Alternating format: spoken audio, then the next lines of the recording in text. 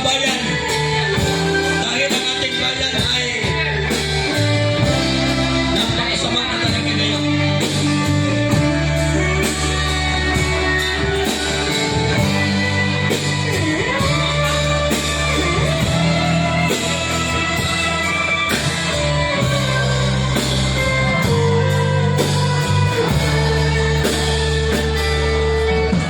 Noong unang panahon sa lakat ng kronika, matatagpuan sa hari ng Julia. May takot sa puso gaya ng sinuman, ngunit walang pag-alinlangan.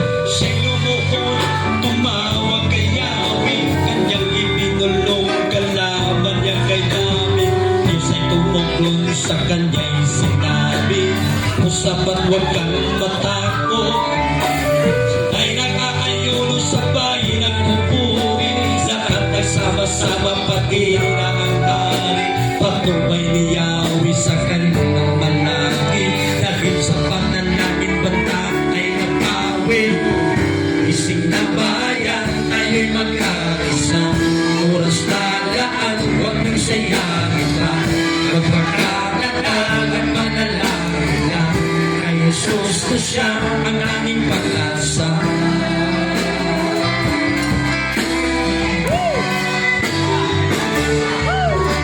Mawawang bansa kung si Jesus di mag-ahari, walang natutunan niyang masasawi. Ating inang bayan walang kasubali, uri ng kaaway sila'y magwawagi. Ising na bayan tayo'y magkaisa, oras na daan, huwag nang sayangin pa. Magpagkataang at manalangin na kay Jesus na siya ang ating pag-asa.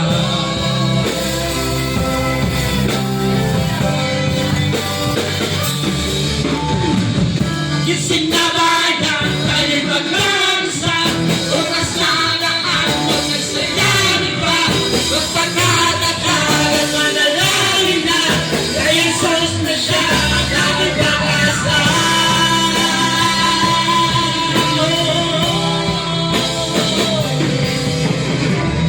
Ising na bayan tayo'y magkaisa, oras na daan, huwag nang sayangin pa. Magpagkataang at manalangin na kay Jesus na siya ang ating pag-asa.